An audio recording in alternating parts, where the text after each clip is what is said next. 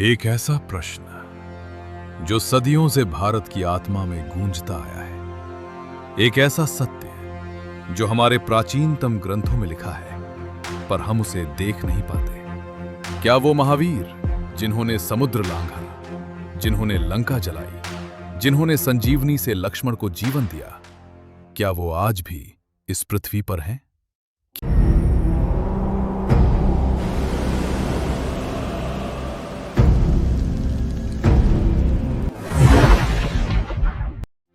आज हम धर्म ग्रंथों, विश्व भर में मौजूद भौगोलिक प्रमाणों, ऐतिहासिक संतों के प्रत्यक्ष अनुभवों और एक ऐसी रहस्यमयी कबीलाई जनजाति के रहस्यों को उजागर करेंगे जिनके पास हनुमान जी के पृथ्वी पर होने के अकाट्य प्रमाण हैं। हमारे धर्मशास्त्रों में एक विशेष श्लोक है जो हर भारतीय मां अपने बच्चे को सुबह उठते ही सुनाती है। अश्वत्थामा बलिर्व्यासो हनुमानश्च विभीषणः कृपः परशुरामश्च सप्तैते चिरजीविनः। अर्थ, अश्वत्थामा, बलि, व्यास, हनुमान, विभीषण, कृपाचार्य और परशुराम ये 7 चिरंजीवी हैं। इस सूची में हनुमान जी का नाम है और चिरंजीवी का अर्थ है वह जो इस कल्प के अंत तक जीवित रहे। यह उल्लेख ब्रह्मवैवर्त पुराण, स्कंद पुराण और हनुमान नाटकम तीनों में मिलता है। लेकिन हनुमान जी को यह वरदान मिला कैसे? वाल्मीकि रामायण के उत्तरकांड के 107वें सर्ग के अनुसार जब भगवान राम ने अपना अवतार पूर्ण कर पृथ्वी से विदाई ली तो उन्होंने हनुमान जी को यह विशेष आदेश और वरदान दिया था, जब तक इस पृथ्वी पर मेरी राम कथा सुनाई जाएगी तब तक तुम इस धरा पर सशरीर जीवित रहोगे और धर्म की रक्षा करोगे। यही कारण है कि त्रेता युग की रामायण के बाद द्वापर युग में भी उनकी उपस्थिति दर्ज की गई। महाभारत के वन पर्व के अध्याय 146 के अनुसार गंधमादन पर्वत के निकट महाबली भीम और हनुमान जी का साक्षात मिलन हुआ था। यहां गंधमादन पर्वत का विशेष महत्व है। पुराणों के अनुसार हिमालय का गंधमादन उनका निवास है, तो वहीं रामेश्वरम से 3 किलोमीटर दूर पंबन द्वीप पर स्थित दक्षिणी गंधमादन पर्वत वही ऐतिहासिक स्थान है जहां से हनुमान जी ने लंका के लिए अपनी पहली छलांग लगाई थी। और केवल यही नहीं, महाभारत के कुरुक्षेत्र युद्ध में अर्जुन के रथ की पताका पर हनुमान जी स्वयं विराजमान थे। गोस्वामी तुलसीदास ने हनुमान चालीसा में लिखा, चारों जुग प्रताप तुम्हारा, है प्रसिद्ध जगत उजियारा। अर्थात चारों युगों में सतयुग, त्रेता, द्वापर, कलयुग आपका प्रताप विख्यात है।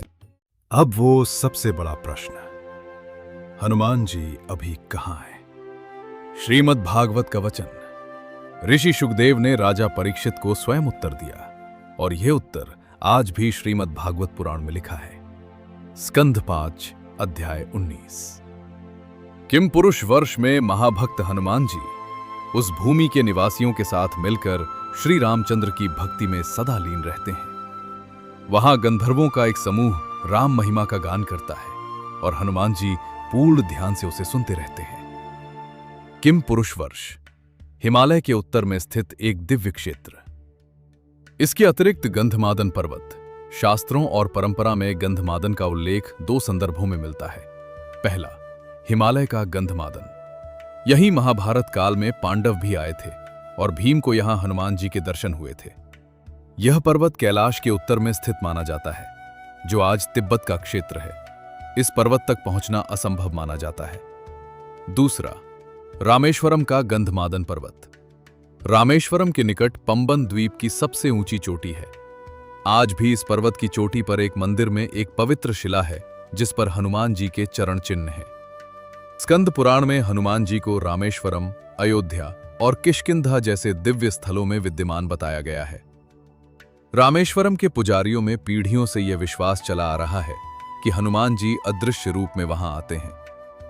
परंतु एक और सबसे चौंकाने वाला आधुनिक प्रमाण श्रीलंका के पिदुरु पहाड़ों के घने जंगलों में छिपा है।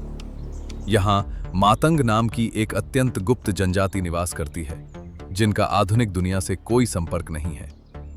कोलंबो स्थित आध्यात्मिक शोध संस्था सेतु एशिया के व्यापक अध्ययन के अनुसार विभीषण के राज्याभिषेक के बाद से ही इस कबीले के पूर्वजों ने हनुमान जी की सेवा की थी।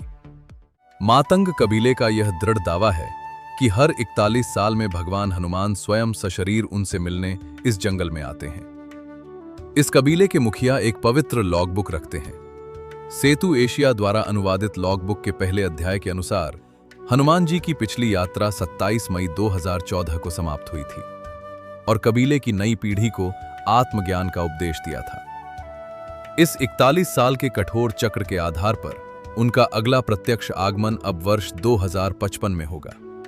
इतिहास गवाह है कि उच्च कोटि के संतों ने कलयुग में भी उनके साक्षात दर्शन किए हैं। और क्या किसी ने उन्हें देखा है? इतिहास में नाम है और वो नाम झूठ नहीं बोलते। गोस्वामी तुलसीदास 16वीं शताब्दी, मध्वाचार्य 13वीं शताब्दी, समर्थ रामदास 17वीं शताब्दी, और आधुनिक युग में भी यह क्रम नहीं टूटा। 20वीं शताब्दी के महान संत नीम करौली बाबा को उनके लाखों भक्त हनुमान जी का ही अवतार मानते हैं। संपूर्ण शोध यही संकेत देता है कि जहां भी राम का नाम गूंजता है, वहां अदृश्य रूप में महावीर हनुमान अवश्य उपस्थित होते हैं। जय श्री राम।